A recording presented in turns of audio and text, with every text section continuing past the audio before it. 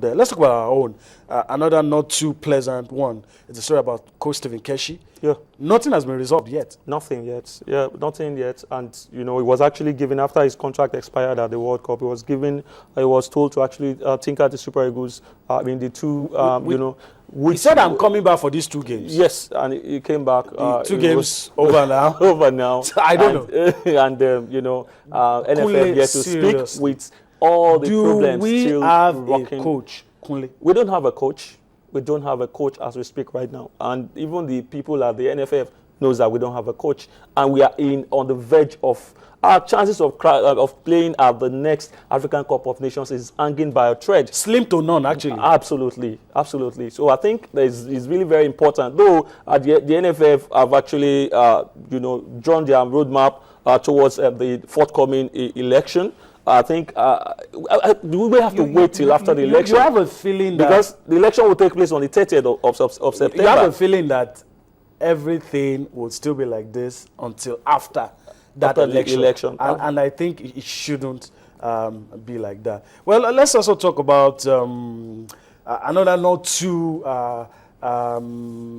good story about Ogenye Onazi, that he might be in trouble. Still trying to get confirmation about that, but the news is circulating that irregularities discovered in the contract is signed with Lazio in November 2012. There are issues, and we are hearing things like his agents, some club officials might be in trouble. Sanction, yeah. And all of these things we're hoping is not going to affect Ogenye Onazi. If you know how important Ogenye Onazi is to the national team, you will be hoping that these things we're talking about is not true. I'm hoping it's not true. And if it's true, that it doesn't affect our man. if it's true, it should affect everybody. Yeah. But not our man. But it's not something interesting at all. But we hope everything is sorted. We've seen cases like this. Yes. It happens for John Mikel Obi at some point. I think Ogenye is experienced. I think he should definitely, he will have read the content of the contract he actually signed. And let's just hope that he has not actually come out to say anything about the allegations. We just hope that at the end of the day, he will be left off. I hope he'll be allowed to play football, and everything will be back to normal. Well, let's travel abroad and talk about Manchester United. And I'm smiling because in recent weeks, Manchester United has been in the news for the right reasons, and you'll see why now. They just unveiled their latest signings, Radamel Falcao and Daley Blind. And if you are Louis van Gaal, you will be happy. I mean, you have the kind of players you want. Yes. And for a United fan, at the end of the season, there will be no excuse. But what kind of difference? What kind of a difference do you think these two guys will make? Yeah, they will definitely make a lot of difference. But I think where I still have my problem with the team is in the middle of the park. If you give Radamel Falcao, you give great chances, he will definitely get. I mean, 1 out of 2. Absolutely, he's a very clinical finisher. And Daley? Fantastic. Left back, centre back, central midfield. Yes, that's why the coach actually went for him, and he would definitely. That's one area United are having problems, frailties in that very defense. I think he will come back. His presence in that defense will be felt for Manchester United. Okay, all right. Let's since we talk about Manchester United, let's quickly look at the English Premier League, the fixtures for this weekend, and interesting matches to be played, and we'll quickly look at it, pick of the pack, and I know you really want to talk about that, Arsenal and Manchester City. But let's quickly allow you see. Okay, that's it on your screen. Quickly, you talk about this later, but it's on your screen. Arsenal take on Man City, Chelsea take on Swansea, Crystal Palace take on Burnley, Southampton take on Newcastle, Stoke take on Leicester City, Sunderland take on Tottenham, West Brom take on Everton, Liverpool take on Aston Villa, Manchester United. A friend of mine said that this is going to be their first 3 points. Let's wait and see. Manchester United against QPR, Queen Park Rangers, and Hull City. The owner is saying, I might have to sell the club.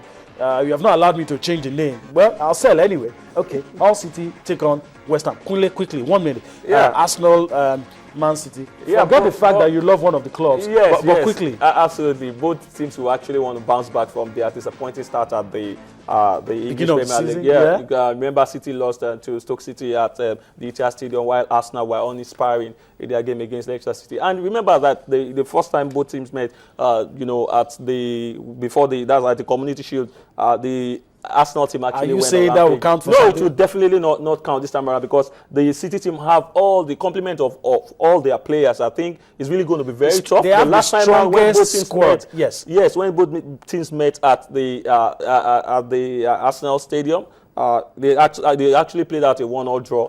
So it's really going to be very tough. It's going to be very tight. Okay. Arsene Wenger has really spoken that this is a game he actually wants to win, to get 3 maximum points, to boost the confidence of all the players. How well is he able to do this? Speaking? Is it? No. Okay, let's move on. I don't know if it's the Arsenal fan or Kunle, but let's move on. In spite of all the injuries, well, it's optimistic. But big games across Europe, selected fixtures. We start from Germany. Dortmund take on Freiburg. Defending champions Bayern take on Stuttgart.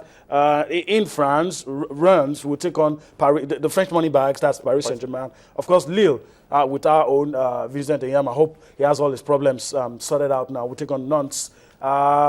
Serie A champions Juventus will take on Udinese.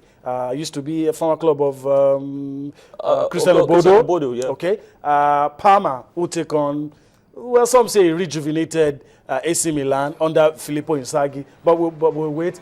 Barcelona will take on Athletic Bilbao. Kunle, I mean, you will have to talk about the Madrid derby later on. Real Madrid taking on Atletico, and of course, 20 taking on Go Ahead Eagles. This team used to parade Peter Rufai at some point. And of course, PSV Eindhoven will take on Zwolle, and that's in the Dutch league. We'll talk about the Madrid derby quickly. I mean, what's in it for us to look at? Is it still going to be like the Super Cup? It's definitely going to be interesting. It's going to be very interesting. It's going to be action-packed. Madrid has not been firing on all cylinders this season. And remember when both teams you trust them to step up against Atletico? They will step up against Atletico, but I think they will have their work cut out with the caliber of players and the way the Madrid team plays. The Atletico Madrid team is always very difficult for Real Madrid to break them down. Yes, to bring them down. So it's really going to be very, very interesting. And my heart feels that this game would end in a draw. Okay, all right. Kunle says this game might just end in a draw. Let's see if we have any tweets for you. And somebody here, Tunde Adebayo, SG, is saying the issue with Keshi definitely going to affect the team. But I'm thinking these guys are professionals, and it shouldn't be much of a worry. Yes, it's the issue of the Keshi contract will definitely. It's talking about the issue of not settling. I think was that responsible for the results? It was definitely not responsible. Okay. I think tactically, if we have to start talking about this game, I think we might not really really at this time. But going ahead, some decisions, tactical acumen of Keshi in the 2 games. Okay, Kunle says it shouldn't affect, and I agree with him. But settle the big boss's contract, give him a new one, and let's move ahead and hope the NFF sort themselves out. Well, that's how we wrap things up on the show this morning. Hope that you've enjoyed everything we've been able to do. And, of course, join us again next week. We'll leave you, if we can, with cycling. Chris Froome covering himself in glory in the Tour of Spain. Bye-bye now.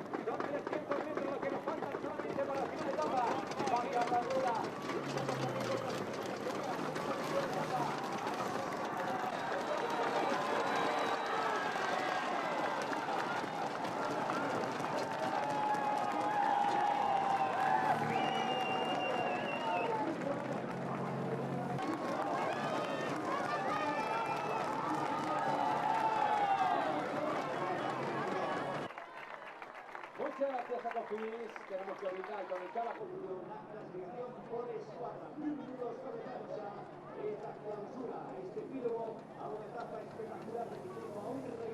Muchas gracias, Telefon. Gracias también por acompañarnos a continuación con esta masota.